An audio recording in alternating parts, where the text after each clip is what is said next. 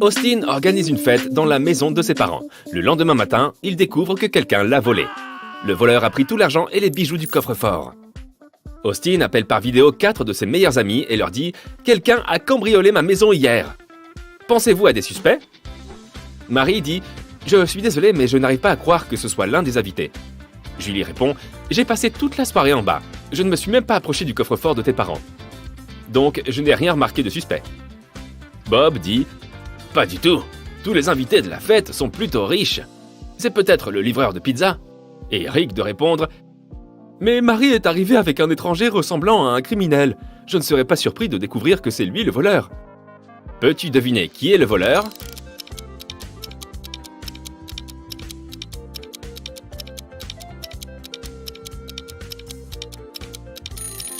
Julie. Austin n'a jamais parlé du coffre-fort. Alors, comment a-t-elle pu le savoir ? Ce stylo n'est rempli qu'à moitié d'encre. Combien de mots peut-il écrire ?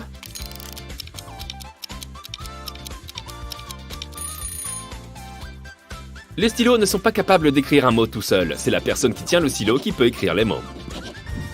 L'un de ses clients ne vient pas de la planète Terre. Peux-tu repérer lequel ?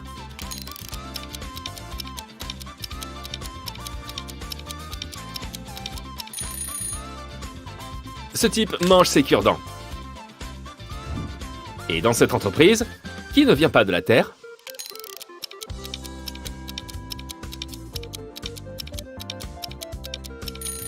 Cette personne, qui utilise un ordinateur portable comme porte-mug ? Bobby, Stella et Chris font un concours de patins à roulettes dans le parc. Mais l'un d'entre eux triche. Peux-tu deviner lequel ?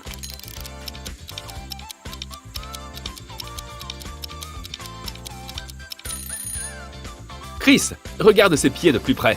Ses patins à roulettes ne sont pas tout à fait classiques. Wendy vend des fleurs. Un tournesol coûte 24 €. Le prix d'une narcisse est de 9 €. Peux-tu calculer le prix d'un lys de Cala ?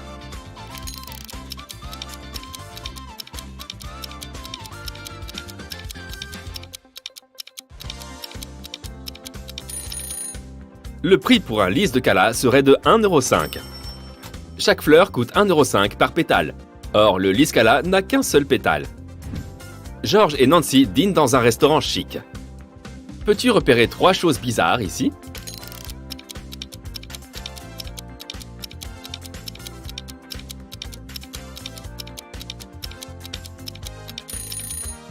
Cette violoniste utilise une flèche. Il y a un crapaud dans ses fleurs et ce serveur sert une pomme déjà croquée. Emma, Ted et Peter font une course de natation. Peux-tu repérer qui triche ?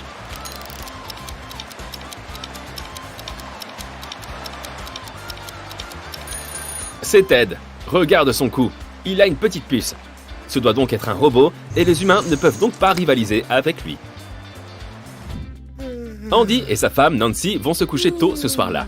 Au milieu de la nuit, des bruits étranges provenant de la cave réveillent Andy. Sa femme a disparu. Andy regarde autour de la maison, mais Nancy ne répond pas. Andy descend à la cave. Soudain, un clown effrayant surgit de nulle part et tente d'attraper Andy. Mais Andy se contente de rire et dit « Arrête de faire l'idiote, je sais que c'est juste une blague. » Comment le savait-il ?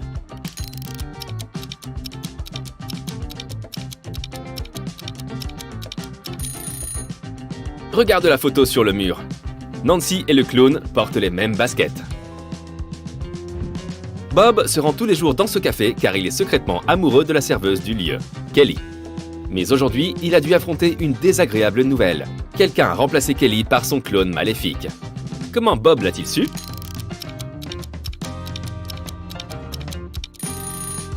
Tous les piercings et tatouages de Kelly ont disparu et il n'y a plus aucune trace sur sa peau.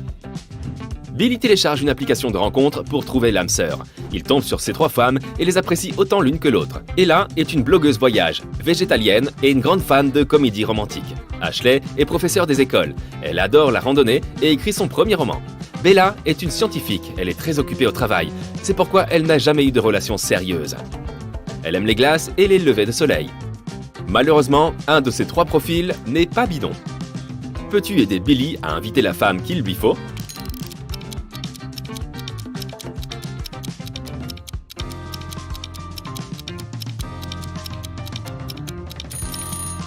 Il y a une photo de mariage sur le bureau de Bella. Par conséquent, c'est une menteuse. Elle a dit qu'elle est végétalienne, mais elle mange un hot dog sur cette photo et un steak sur cette autre image.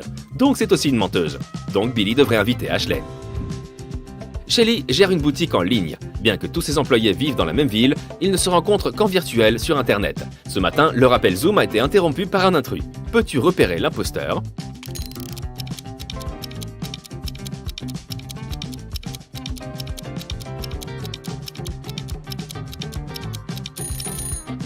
C'est cette femme. Tous les employés vivent dans la même ville, donc sur le même fuseau horaire. Mais regarde par sa fenêtre. C'est la pleine nuit. Dan part en randonnée dans la forêt le dernier week-end de mars de chaque année. Mais cette fois, il se perd. Dan erre un peu au hasard et tombe sur ce panneau. Il doit choisir l'une des 3 routes pour sortir de la forêt. La première route mène à un village de mutants. Ils détestent les humains, et personne n'a jamais réussi à leur échapper. La deuxième route passe par un très vieux pont suspendu, situé sous une rivière pleine de crapauds et de vers. La troisième route mène à la demeure d'une grande famille d'ours. Quel est le chemin le plus sûr ?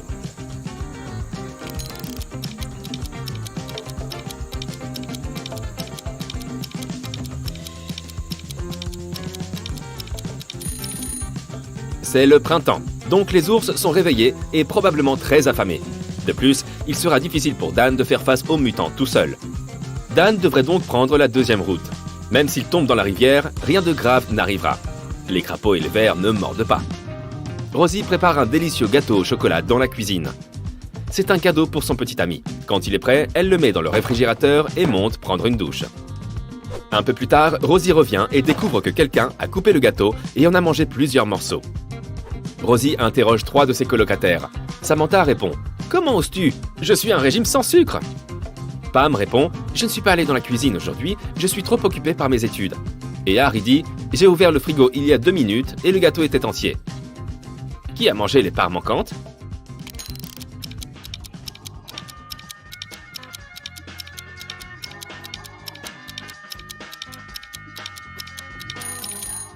Personne. Les colocataires font une blague à Rosie. Le gâteau au chocolat mangé n'est pas celui de Rosie. Regarde de plus près, il a une décoration différente. Et son gâteau est toujours dans le frigo, dans cette boîte, sur une autre étagère. Tom a un entretien d'embauche. Les directeurs des ressources humaines apprécient son CV et lui posent une dernière question pour vérifier son raisonnement logique. Ces cure-dents représentent un groupe de poissons se déplaçant d'ouest en est. Peux-tu les faire bouger dans la direction opposée en déplaçant seulement 3 cure-dents ?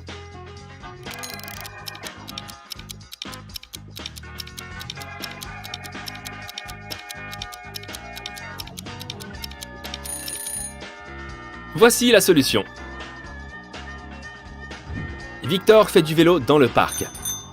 Soudain, quelqu'un lui lance une bombe de peinture bleue à la tête. Victor perd l'équilibre et tombe. Il trouve 3 suspects et les interroge.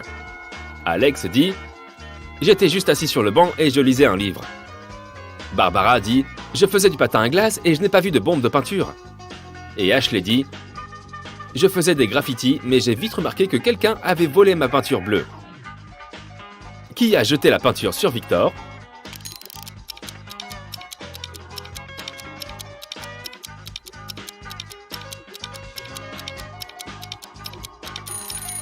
Ashley a de la peinture sur les mains, et ce n'est pas un problème car elle fait du street art. Alex a des taches sur son t-shirt, mais c'est juste un dessin. Et pourquoi Barbara aurait-elle des taches bleues sur ses mains si elle n'a pas touché à la peinture ? Anna attend son petit ami Stan dans un restaurant. Il arrive avec une boîte de donuts et va directement vers Anna. Soudain, il glisse sur le sol mouillé. Qu'est-ce que Stan essaye de dire ?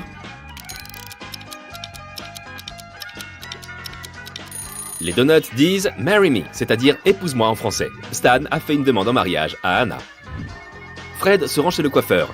Le coiffeur lui dit « Vous devez être de passage ici. J'adore coiffer les étrangers. C'est mieux de s'occuper de 2 étrangers que d'un type du coin. » Fred demande pourquoi. Peux-tu deviner la réponse du coiffeur ?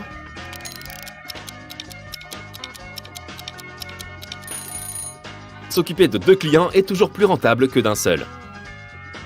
J'ai des centaines de poils, mais ils ne réchauffent personne. Fais-moi me sentir sale pour que tu te sentes propre. Qu'est-ce que je suis ?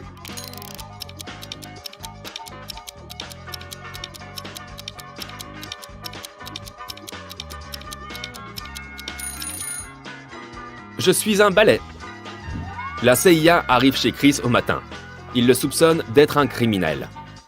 Il vend des œuvres d'art volées à d'autres criminels via Instagram. Mais Chris nie tout en bloc. Après avoir fouillé l'appartement, les agents trouvent son portable. Il y a 3 personnes suspectes parmi ses followers. Peux-tu repérer le méchant?